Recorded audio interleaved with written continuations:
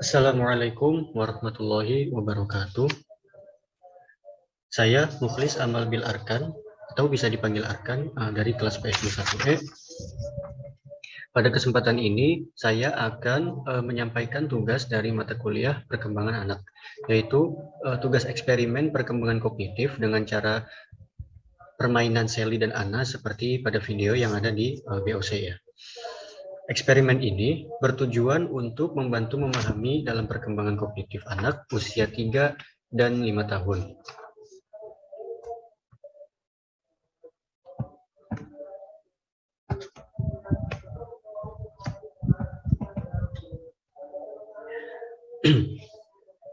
Perkembangan kognitif adalah perkembangan aktivitas mental yang membuat individu mampu menghubungkan, menilai, dan mempertimbangkan suatu peristiwa, sehingga individu tersebut mendapatkan pengetahuan setelahnya.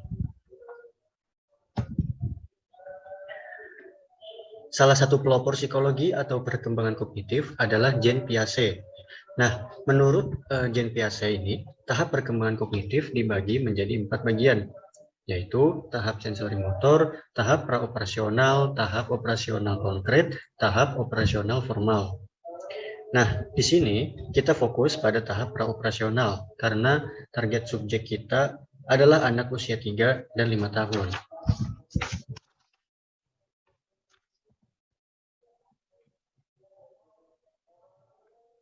Pada umur 2-7 tahun, anak memasuki tahap praoperasional. Pada tahap ini, anak sudah mampu menggunakan simbol berupa gambaran, kata-kata, atau gerak. Ya, berikut video penerapan Sally dan Anna yang sudah saya lakukan kepada anak usia 5 tahun.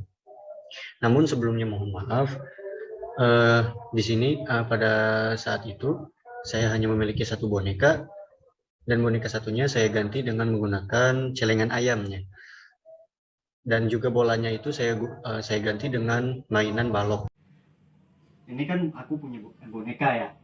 Ini ayam. Nih, bonekanya namanya Sally. Siapa? Sally. Nama ayamnya Anna. Nah, Sally punya ini nih, punya apa namanya? Kotak. Punya mainan, Sally-nya punya mainan. Nah, terus Sally-nya pergi dulu. Sally-nya pergi. Set. Ditaruh? Iya, ditaruh. Nah, Anna, ini kan ayamnya namanya Anna ya. Nah, Anna naruh kotak Sally. Nah, HP-nya mana? Oh iya itu. Ya. Ini tadi ayamnya, mainannya Sally diumpetin sama ayamnya. Nah, Sally-nya pulang. Habis main ya? Iya, habis main Sally-nya. Set. Nah, Sally-nya nanya, mainan aku mana? Mainan Sally mana? Nggak tahu. Coba, Oli tebak mainan Sally di mana tadi? Di sini. Di mana? Di sini. Coba buka. Benar. Ijo. Ini apa? Nah, kalau ini nggak ada berarti udah benar di sini. Baik, hasil analisa saya, anak usia 5 tahun ini sudah bisa fokus terhadap apa yang ada di depannya. Ketika saya ajak main, dia nurut, dia bisa fokus gitu. Nah, dan dari segi pengucapan atau bahasa juga sudah lebih baik. Ketika saya sebut nama boneka itu Sally, dia bisa menyebutkan Sally, juga bisa mengingatkan bahwa nama boneka itu Sally. Nah, namun anak ini lupa dengan yang namanya Anna. Hal ini menunjukkan bahwa kognitifnya belum sempurna, tapi sudah lebih baik, gitu, karena umurnya sudah 5 tahun. Tapi juga ketika saya tanya di mana mainan diletakkan, dia bisa menjawab dengan benar. Nah, selanjutnya saya akan analisa pada anak usia 3 tahun di video berikutnya.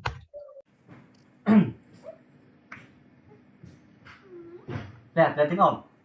Om lagi main sama boneka.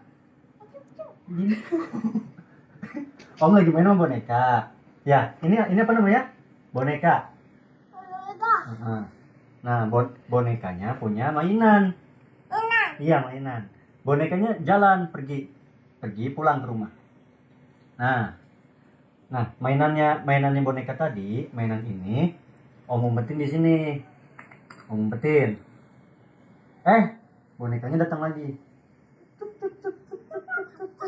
Nah, nanya, Om, mainan aku tadi mana ya? Gitu.